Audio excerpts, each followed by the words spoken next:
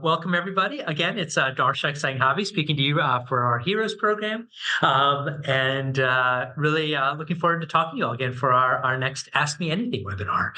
So as always, I'm joined by my colleague, Marissa Maloney, our contracting officer, who is knowledgeable about all things related to contracts at ARPA-H and beyond.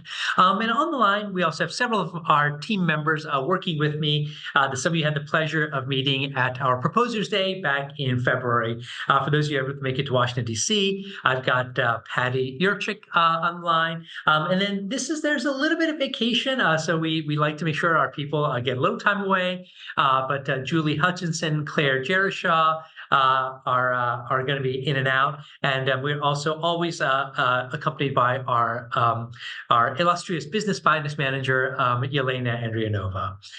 So we'll go ahead and get started. Just a couple of updates since we last spoke. So as many of you are aware, our final solicitation is currently live on our website, and you can see the link here. The solicitation invites you to submit what we call a solution summary. Again, as a reminder, that solution summary is due on June 28th for our potential proposers. You can see our link to the program website, which you've seen before. It's here as well.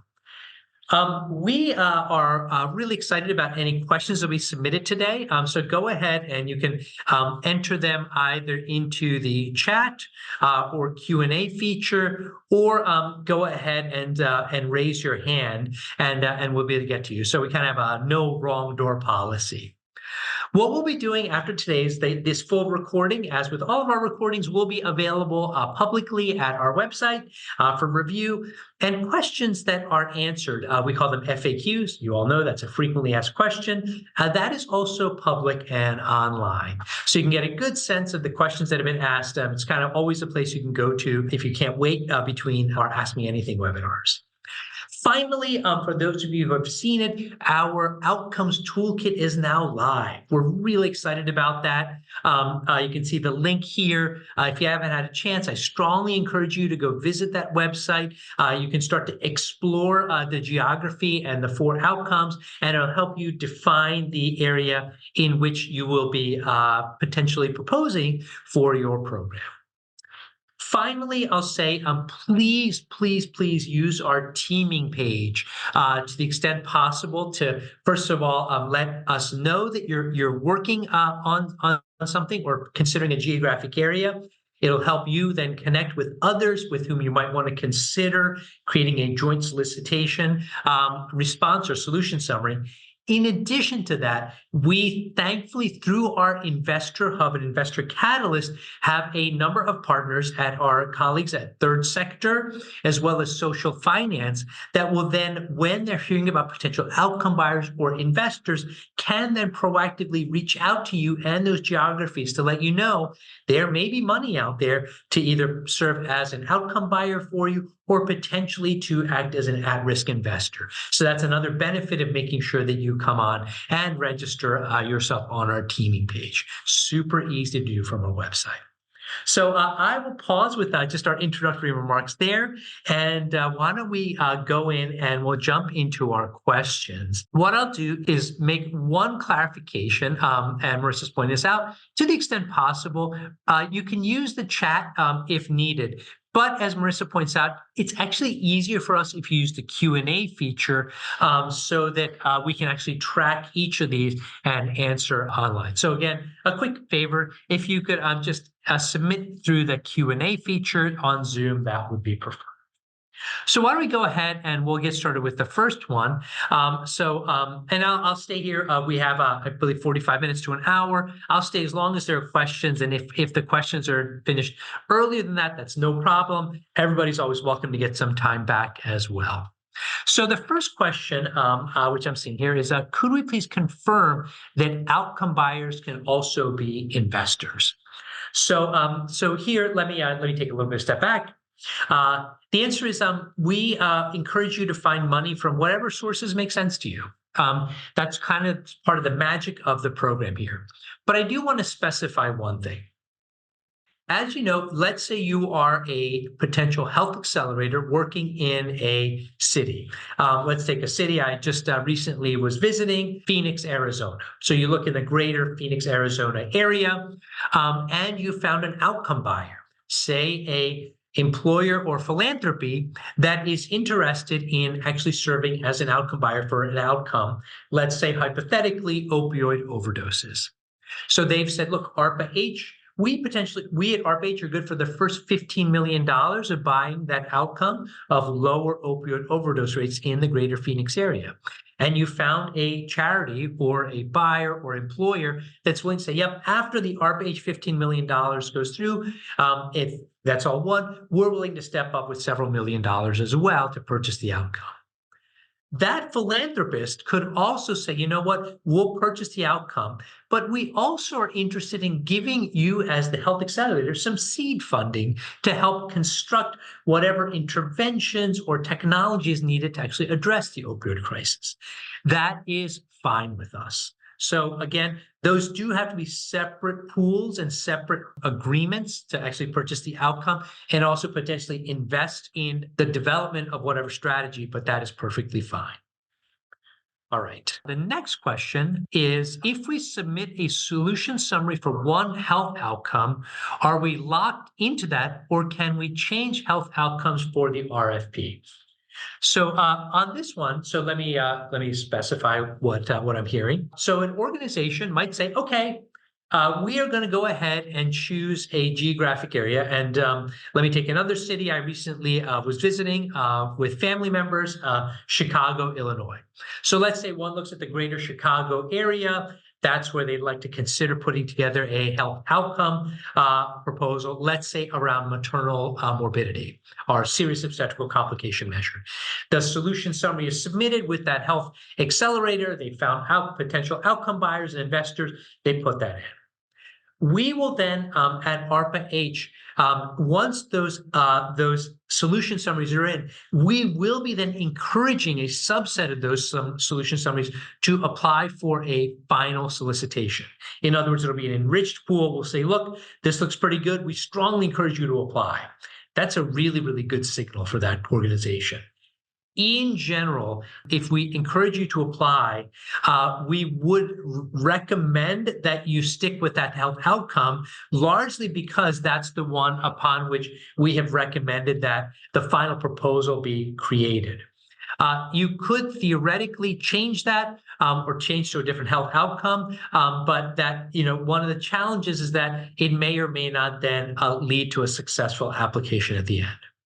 I do want to take one step back on this one and just confirm with my colleague, Marissa Maloney, if there's any other sort of contracting related issues here that we might want to mention related to whether we shifted a health outcome, if they've been recommended or encouraged for a final solicitation in that outcome.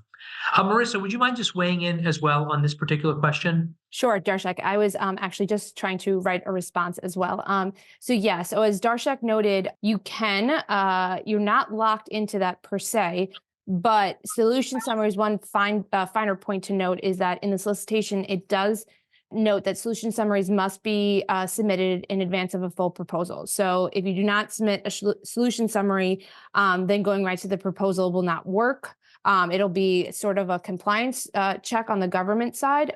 So if you do that and go straight to the proposal, your proposal will not be reviewed and cannot be evaluated. However, if you submit a solution summary for one health outcome and decide to switch, there's nothing that prevents that, but it's likely not going to be the most advantageous situation, as Darshak pointed out, for the reasons he pointed out.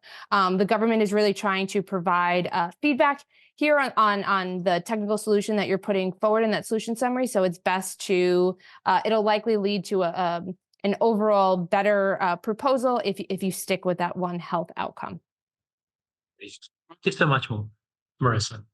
All right, well, we'll keep moving on to, we have a question from Esther Dyson, which is, what is the current thinking on reducing the 4 outcomes to 2 or 3? So as you know, our 4 outcomes upon which we are soliciting our solution summaries are opioid use disorder, maternal health, alcohol-related health harms, and cardiovascular risk. good news, we are actually soliciting on all 4. So we initially, when we first announced the program, our thinking was we're going to down select maybe 2 outcomes. We've actually broadened our thinking, and we will be soliciting on all 4. So we do not need to necessarily choose only 2 or 3. Our solution summaries, we are open to all 4 outcomes. I'm particularly excited about this because, as we know, we want to maximize the ability for organizations and health accelerators to be truly creative and find great kind of opportunities. So we wanted to keep all 4, really excited that they're all there. So we will not be down selecting at this point. All right, next question from Khadija Breathe. I believe that's the question here is, I'll just read it out loud. For clarity, can calculations for percent reductions every 6 months be performed at the population level instead of the individual level? Problems with individual rather than population level would lead to skewing towards older age patients who have more frequent healthcare visits. So I think here, let me sort of clarify what is going to be tracked.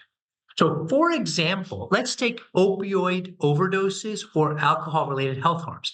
I want to emphasize that the outcome upon which we pay is the total number of overdoses or alcohol-related harms in that entire geographic area. So there's no real individual versus population level calculation. Rather, the denominator is everybody who lives there. The numerator is the number of overdoses or alcohol-related health harms. The same is true, for example, for obstetrical complications. The denominator is number of pregnant women who give birth or pregnant people who may give birth. The numerator is that subset that actually has a complication. So it is, again, the numerator is the number of events. The denominator is the entire population question in that entire geographic area. The same is said for cardiovascular risk. The denominator is everybody age 40 to 70 that lives there, upon whom we can get data. The numerator is that average risk. So everybody's individual risk is calculated, and we average them all together. So that is sort of how we're thinking about that. I hope that was a helpful response. To the individual asked that question, if that is not clear, please go ahead and submit a formal additional question through our website, and we'll be able to answer that in more detail. All right, we're going to keep on going. I love these questions. So next is Ranu Jung is asking, can we have research partners who are at an IHE that is outside the geographic area? I believe I'm going to just ask this individual, Ranu Jung, if you're on the call, to better specify, is it HIE, a Health Information Exchange? I am not familiar with the abbreviation IHE. However, if that's what you're asking, you can have any research partners you see fit here in order to develop and implement your program. To be clear, however, the performance metric and the outcome to which an organization will be held accountable will be in the geographic area that you've specified as part of your application. All right. Next is a question. This one is a technical one. Can we update our teaming page information, or do we have to submit a new form? I actually do not know the answer to this question off the top of my head. I would suggest if you can edit it online, that's great. If not, go ahead and submit new information, and then let us know through the Heroes mailbox to delete a prior entry which is no longer accurate, and just let us know. I think we'd be happy to sort of go ahead and do that. Hope that's helpful. Next question. Can we provide any additional details on the rubric for the solution summary phase? We've reviewed the solution summary template and also the final solicitation. I'm going to take a step back, and I'm going to, by the way, look to my colleague, Patty Yurchik, because now we had a lot of questions in the queue. So I'm going to let Patty sort of read out the next set of questions to be asked, just so we're trafficking and working our way through this, because the list is growing pretty quickly and I can't keep track of everything. But let me come back to this particular question. Any additional details on the rubric? I hope you're finding, so on this particular question, the rubric itself, it should give you all the information you need around how we're going to be thinking about reviewing the solution summaries. If you have specific questions or concerns about this, again, I would suggest that you describe them in as much detail as possible, either in a formal question submitted to the Heroes mailbox. We'll look at that and then post the answer to the FAQ. Or if we have time today in this session, please give a little bit more context to specifically what part of the rubric you want to understand a little better, and we'll see if we can get to it.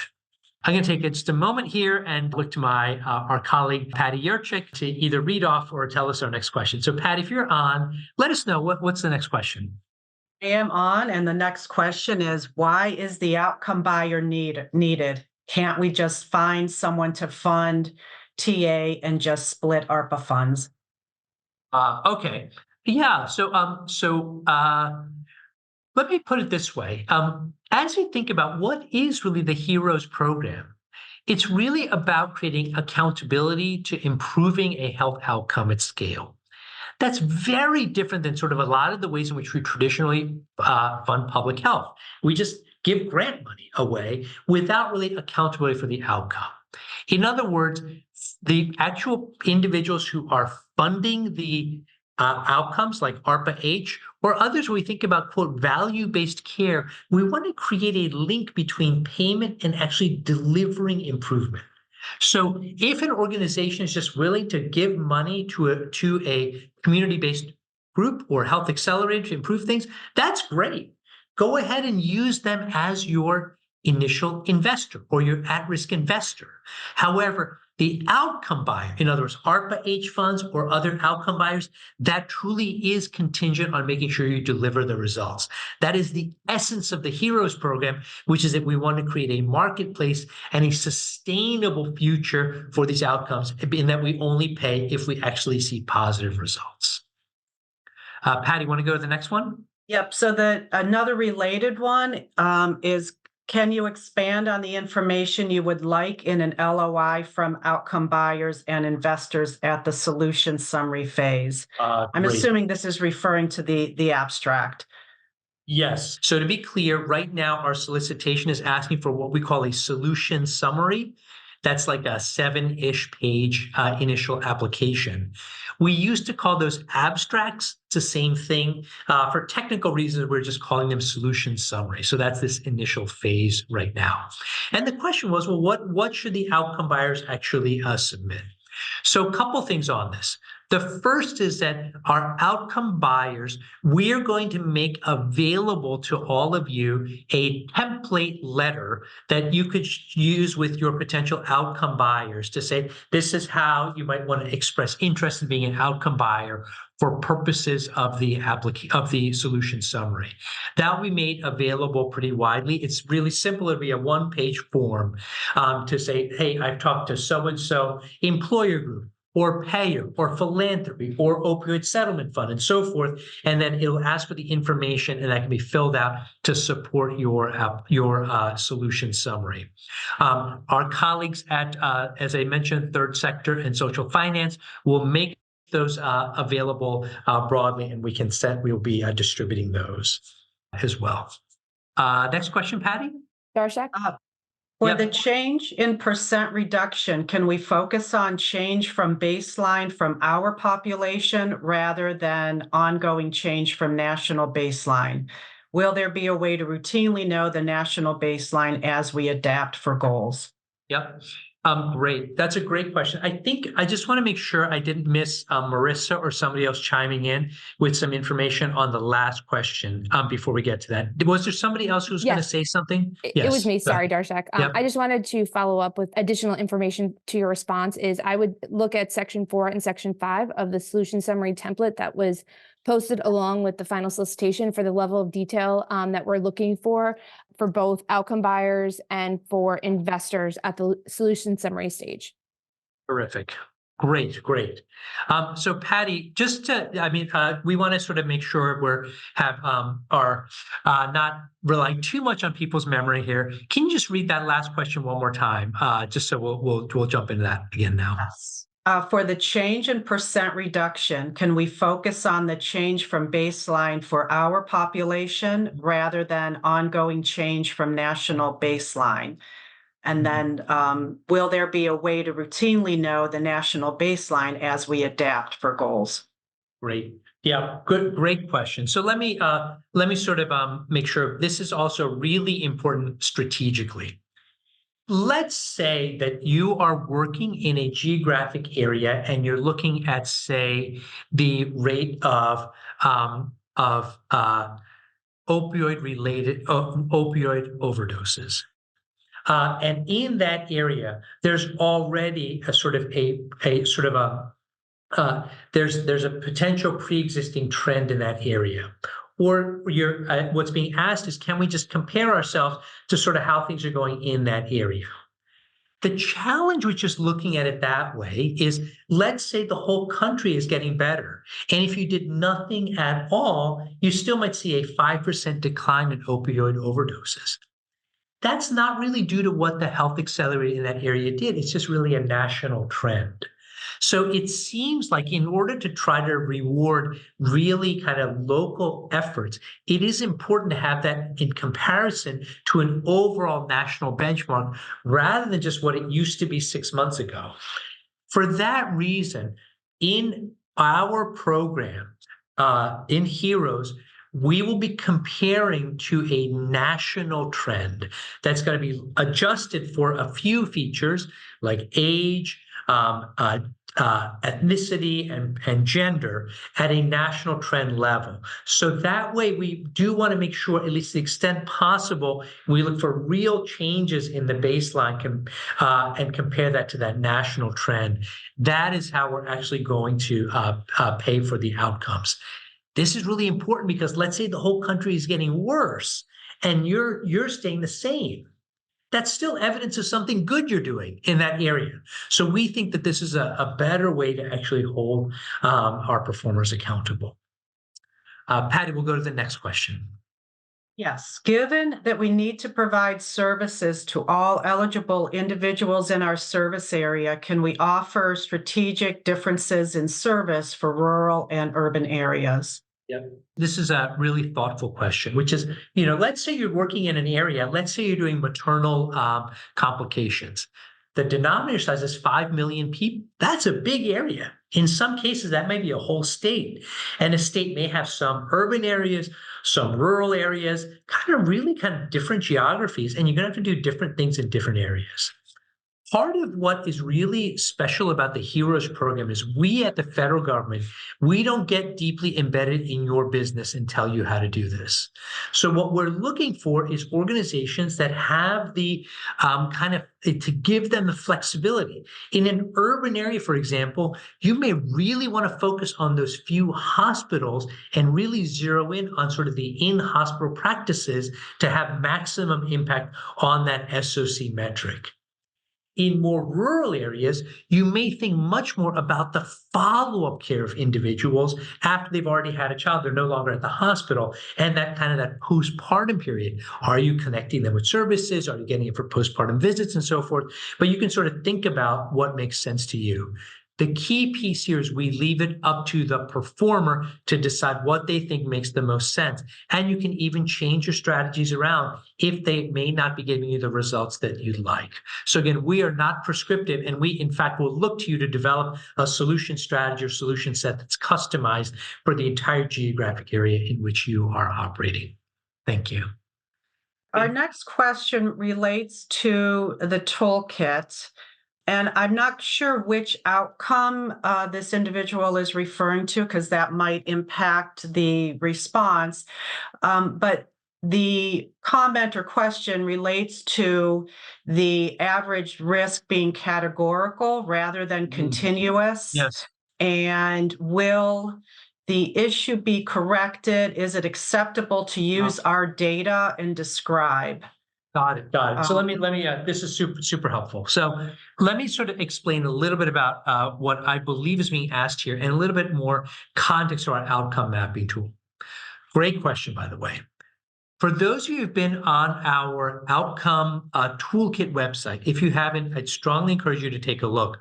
You'll see that we have color coded at the zip 3 level or the county level, depending on the outcome of interest. So we are reporting opioid overdose and alcohol-related health harm at the county level.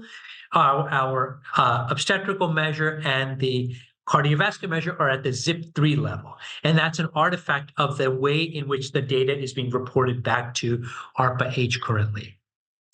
What we've done is we've binned them into 10 buckets. So that's why you have the colors go from kind of the areas with the most serious challenges, that's the top 10%, to those where they have the kind of the most favorable outcomes, that's the bottom 10%. And we bucketed them together, and you can see that we have kind of these ranges. So we're just doing that for simplicity right now because we think those heat maps are really helpful for folks as they're exploring the data. When we go to the actual performance phase, in other words, when the program actually starts next year, your health accelerators are chosen, we are going to be it's not going to be binned, but we will actually have real numbers in each of those areas. So an actual point estimate, and then we will track that estimate over time. So it will not be bucketed together in that way, but rather you'll have precise numbers, and you'll have that both at the national level and then also in the region where the health accelerator is working. And we at ARPA-H will be actually furnishing those. A reminder that for some of these outcomes, we will be working with the health accelerators to ensure that we can get all the data we need. For example, you'll see in our solicitation, if an organization chooses the opioid overdose metric, in order to get the granular data, we will need at some point the buy-in of the state EMS facility to give permission to our vendor to actually share the very granular data with us. We believe that's the type of requirements we'll have built in as we move forward to make sure that we can do it at that level. Excellent. And we will be tracking this, by the way, nationally and at the performer level on ideally a monthly basis. So that's the frequency at which we hope to get refreshes of data in order to inform performance in those areas. Patty, next question. Do we have one more? No, there are no more questions right now in the Q&A. If there are any outstanding, please submit them. Oh, we just got one in. Will our outcome payments be based on an average of our regional counties or by county? So the outcome payment will be based on the total population in your area. In other words, you may have one county that, say, has 100,000 people, another county that has 200,000 people, and a third that has 300,000 people. So, and to give you a total of 600,000 people, but we have different numbers in different counties. We don't count the county with 100,000 people as the same as the 300,000 people and average those two. That would be unfair. It would give a smaller county more weight. Rather, we look at the whole population. Out of all the 600,000, what is the total numerator and rate at that point? So it's more like of a complete population rather than weighting of counties. See if there are any other questions. It looks like we're tracking here. By the way, coming back to a prior question, there was a question about the IHE. It looks like Ranu Jung has explained that it's Institute of Higher Education, meaning a college or university or something along those lines. Yes, it is fine to, again, you as a performer are welcome to include or exclude any partners you see fit that can give you what you need to deliver the outcome in your area. Patty, next question. We just got one in. We find that a large state like Texas faces unique challenges imposed by the combined requirement for adjacency and minimum population in geography selection. Are there, and there is more specific examples if you want me to read that, but the bottom line is, in summary, are there flexibilities based on scientific need? And Oh, it got blocked off. So Yeah. Let me sort of, I think I get what's being asked here, which is, look, let's say there's an organization saying, we've got a big state like Texas. The HEROES program, for example, is saying, look, if you're going to do maternal complications, we need a population of about 5 million people. If you're going to be doing something like cardiovascular or opioid use disorder, in between 500,000 and 700,000. It is theoretically possible that some organizations, particularly those in very populous states, would say, look, we're so excited about this program, we're going to blow way past that threshold. I mean, we might look at a whole state model. I don't know, a place like Texas, there's 29 million people, or that's kind of a lot. What if we actually broke that up a little bit? We'll still meet the requirements, and each of the contiguous areas may have a sufficient number of people. Could we look at different communities and construct something without being truly geographically adjacent? I would say on this note, we at ARPA-H have in our solicitation do have a requirement that the populations be contiguous in geography. We created this because we were worried that what could happen is organizations could just target a few metropolitan areas in order to get to the minimum population size, which might lead to neglect of certain outlying areas that are less populated. We felt this might be unfair. What I'm open to is we do want to respect that requirement. We're not changing that. But if there is additional specific detail and a case that an organization would like to make around this, please submit that in more detail into our question inbox. And we're happy to sort of think about that in more detail and better understand this question. It sometimes can be hard to ask a very complex and sort of geographically kind of specialized question in this forum, but please know we're here for you. Send it to us in the other format, and we'll do the best we can. I want to emphasize, we at ARPA-H want to make this as inclusive a process as possible. And for organizations that, we get this is hard work. We really appreciate what you're doing. And to the extent we can be reasonable, we want to be reasonable to encourage participation in this program. Patty, should we go to the next one? Are there others? Yeah. Yes, we have another question regarding the data and data coverage.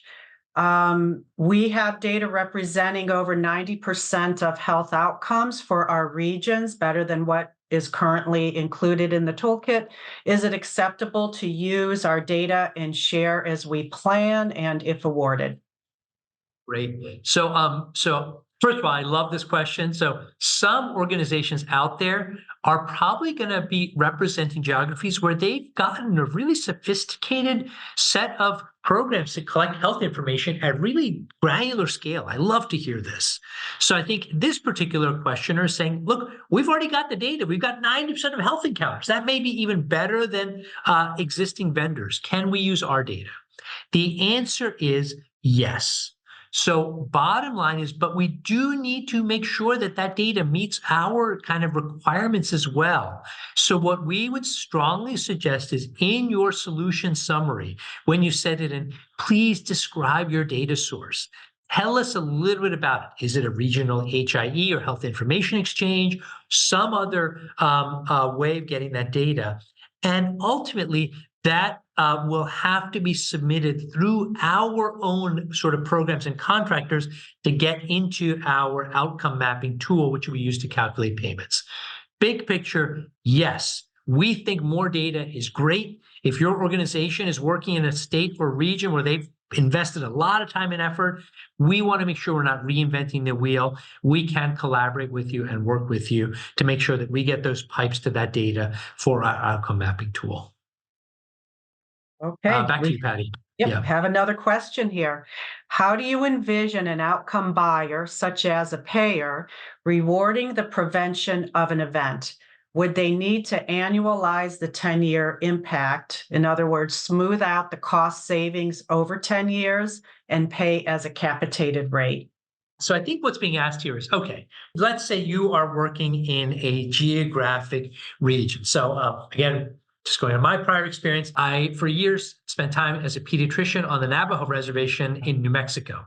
Let's say we create a geographic region in that area in New Mexico, and we have a payer there, say, that our health accelerator is going to that payer, meaning an health insurance company or Medicaid, and saying, hey, can you please work with ARPA-H to be a buyer? Now, what we're going to see there is that payer, it's really going to depend on what their actuaries think and what part of the business you're potentially soliciting. We leave this up to the health accelerators. So you may have a relationship with your payers where they really are deeply committed to just making the health of the population better. They may have a philanthropic arm within that, or they may have a business unit that's actually trying to calculate the actual improvements and cost, or they may even be representing an employer that actually may be willing to sort of say, well, look, this is really important to us as an employer group. We want to invest in a program like Heroes. The bottom line is it's really variable. And I say that as a former executive of a very large payer. We know that even among large payers, there are different business units. Each of them may have different rules or ways in which they think about creating value. Some of them may be very short term. What's our ROI in 1 year? Exactly how many of our patients in this geography? What does that precise number look like? They won't go any farther than that. Others are much more open and sort of willing to sort of be a little bit kind of more, I don't know what the best way is, but more expansive in how they think about where they'd like to spend their money.